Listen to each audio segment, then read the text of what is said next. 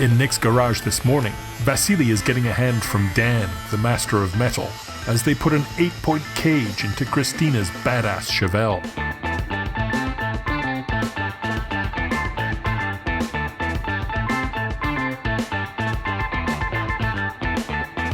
While the sparks fly in the shop, Nick and his brother Phil are trying to get every last drop out of a beast of a Mopar on the Dyno. On the Dyno, I've got an engine that a customer wanted to build, the LA small block Mopar 360 that we had it stroked out to 426 cubic inches, what he wanted. And I believe he was looking for around 600 horsepower. So we have it on the dynamometer. He bought the heads from elsewhere, the stroker kit, the pistons, the camshaft, and of course he had the heads ported out by the same person that sold him the whole package, and we're hoping to get 600 horsepower. So now we put the whole engine together, we have it on the dynamometer, and we made a test of last night of 505 horsepower and 554 torque, which is pretty good. So we're gonna try a few different things here today, maybe timing, maybe carburetor, and see if we can get a little bit more than 505 horsepower. I am hoping to make some magic today for my client, and we'll see what we're gonna do. Then again, of course, the headers we got here are 1 3/4. I do not have another set. I prefer to have a 1 7/8 headers, but of course it's a cubic inch of 426, but we're gonna test with what we have. So if my client wants to go with a bigger set of headers, he may well go buy some bigger ones, of course, bring him in here next week or whenever we can, so I can put them on the dyno and make another test back to back and see if we can max out our horsepower. This. Okay, let's put the specifications in.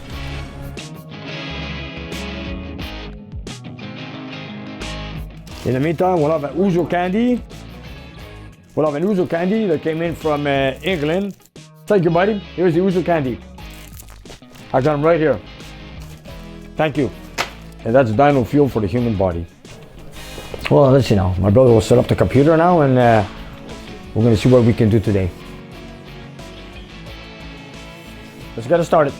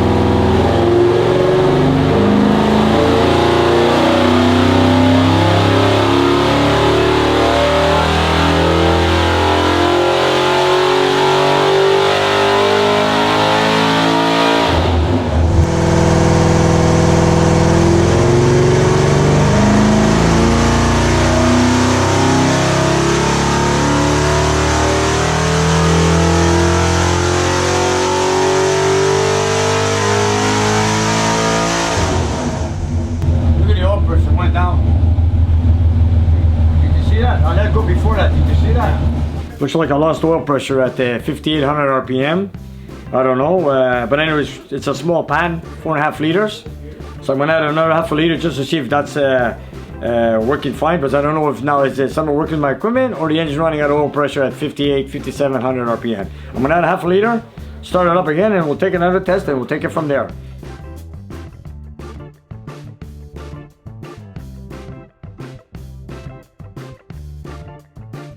As Nick works with the 426 stroker in the dyno room, Dan and Vasily are cutting through the floor of the Chevelle so they can weld the roll cage components directly to the frame underneath.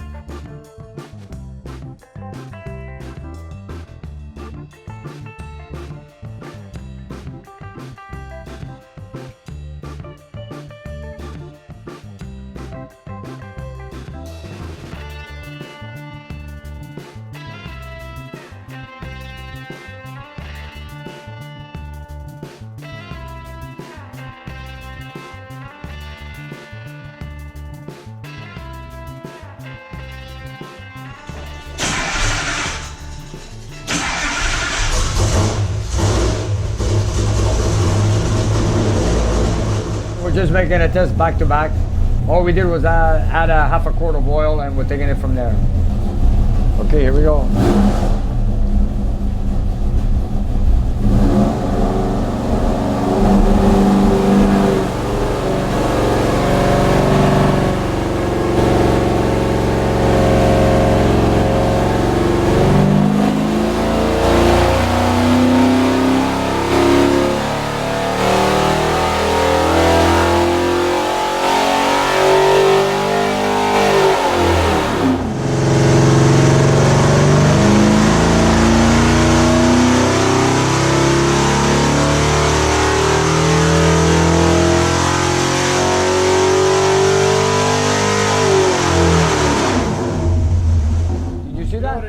What? You have a pressure relief valve, don't you?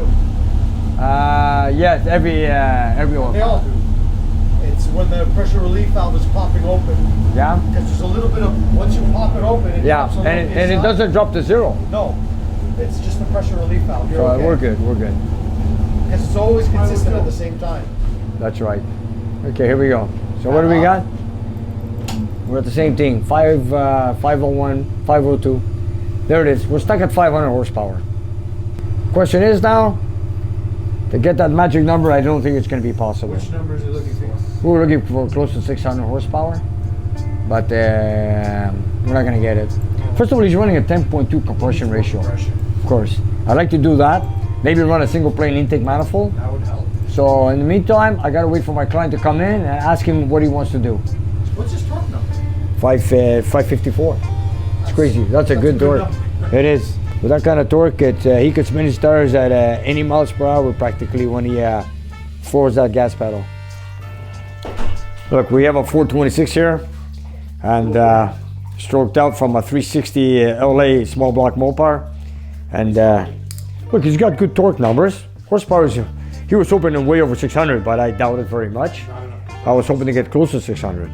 And the intake. But Nick, look, there's a couple of handicaps. Sure. Your compression ratio. I know. And the dual plane. I know, I told him that. I told him that with a 10.2 compression ratio with aluminum heads, we could do a lot more than that. Anyways, this is what they designed for us, this is what they bought, and here it is. And you know, I wanted to plane the heads, but I can't because the deck is right at the valve seat. So forget that.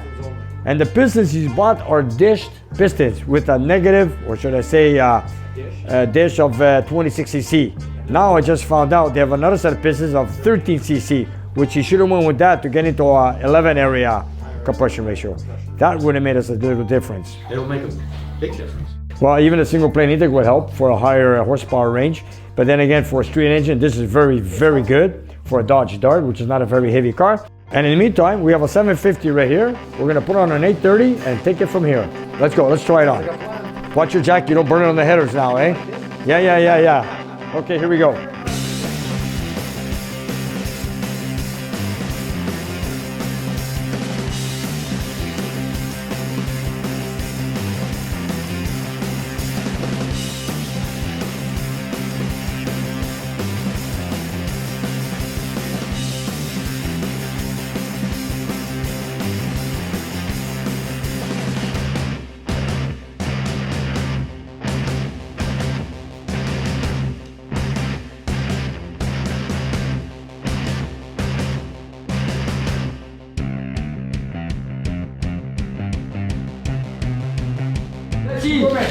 Okay, you might have to bring the RPM up on the idle. Let me check.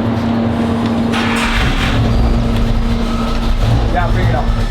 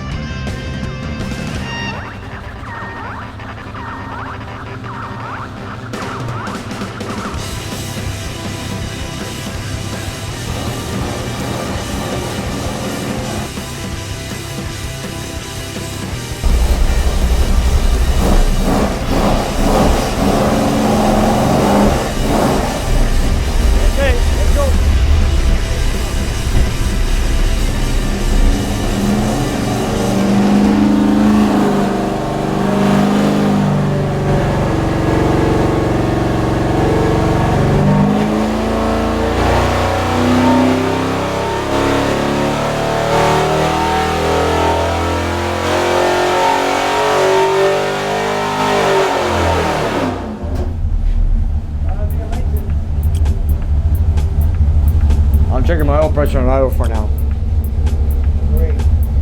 31 pounds. Yeah, it's running on the lean side. Yeah, we need to have to richen it out to compare things. But still, we're at the 495 horsepower range.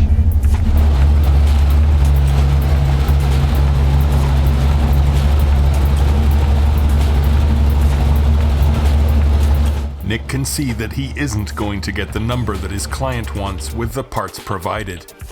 But he wants to make one more test with a spacer before he calls it a day.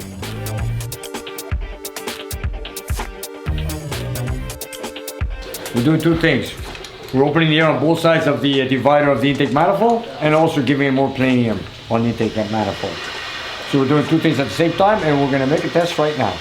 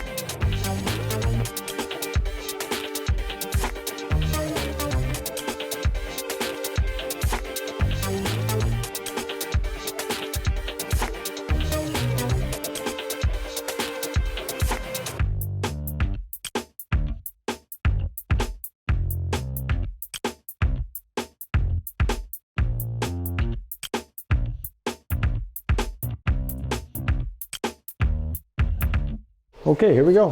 Fan on, all two sensors on, well, let's go. Close the doors and let's go. Ignition. Fan.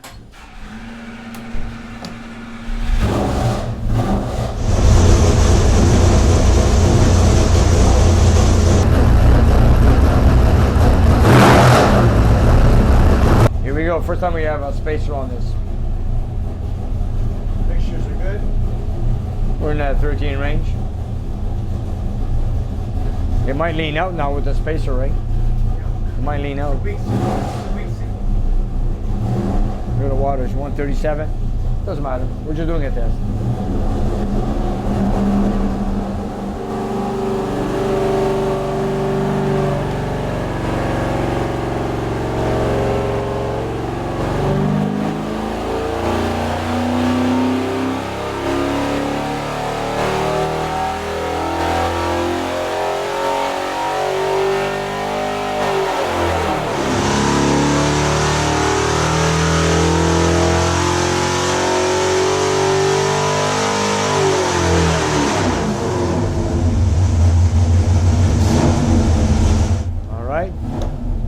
Let's see what it did now.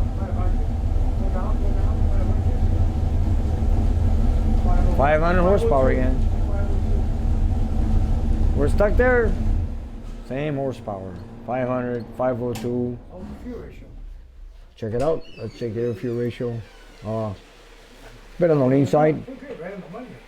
Actually, we're pretty good, man. Back to back. Let's make another test.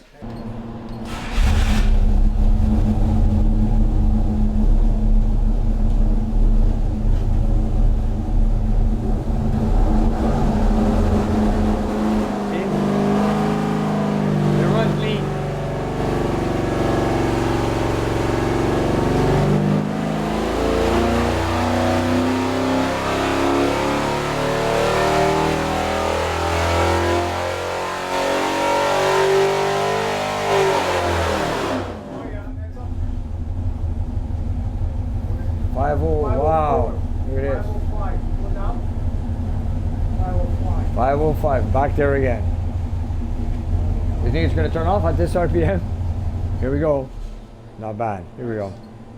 Put the other space rod. Okay. We're still there. We find here 5,700 RPMs, 505, just like last night. Well, there's our numbers. They're still falling on the same numbers. I want to talk to the customer. Let's see what he has to say. Yeah.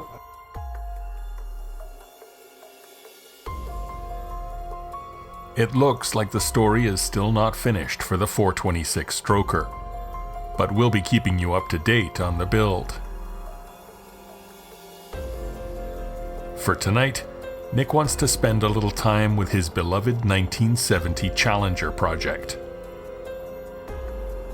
If he could, he'd be working on the car around the clock, but his days are far too busy for that. Right now we're about to install the cylinder lock for the trunk. I had some spare keys made today, and I had also a viewer that sent me a few keys. I had it fit the cylinder. See, this is a jumper cylinder. It comes with this key, but my viewer sent me this original Chrysler key, and of course I had it coded to the cylinder, and voila, here we go. So now we're gonna install the cylinder gasket. Here we go, like this, like so. Okay, here's our gasket in place. And now we have to find the right bar, because this cylinder fits a few cars, but since they gave us a few options right here, I'm gonna figure out which one goes in there. Then we got the U-clip locked in place, and that's all, it's done. Okay, let's go. This is way too long. See that? We know for sure it's not that one, eh? Look at that. Okay, we're not going with this one. Oh, I've got quite a few pieces, because when I start restoring a car, I put all the small pieces in the trunk. It works for me, I've done it for years, and it's okay. It's all good. Right now we got a problem here. The cylinder doesn't fit in the keyhole. Doesn't want to go in place. That's strange. All right, there we go. Let me get the key, and then we're gonna have to find the right rod. Feels great to put this car together now, piece by piece, you know. There we go. So let's see if this is gonna work now. Let's say we lock it, like so. Let's put the key, and there we go. Look at that, like a champ. And of course I had it silver zinc plated, my latch. Here it is. There we go. So what we're gonna do is now we're just gonna cut this rod to the length right about there, and that's it. Done. First, I wanna make a measurement here. Once I pull it out, I can see the length and see if we have one available, or if not, we'll just cut this one out. Let me take this out now. There we go. As you can see, here it is.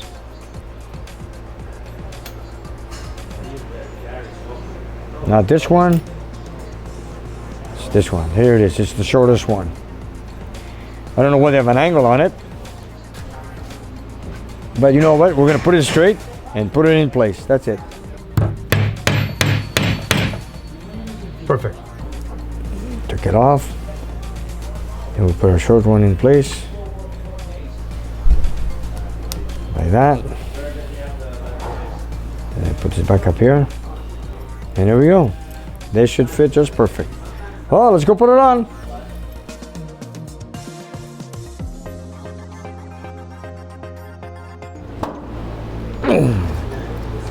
And there we go.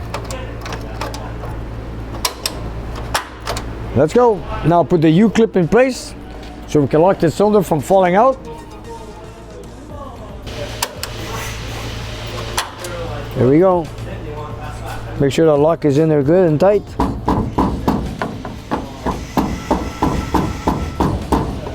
And there we have it. Good as new.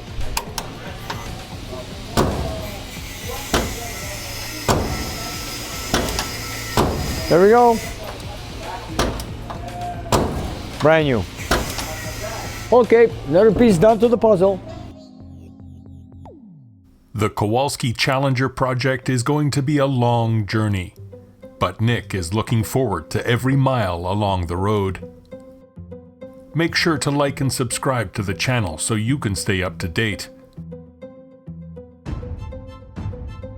And don't forget to visit the online store.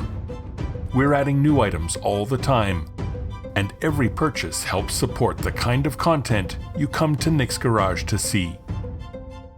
Thank you so much, everyone. Consider becoming a patron of Nick's Garage by making a monthly pledge on the Patreon page. There's a video on the page of Nick explaining how it works.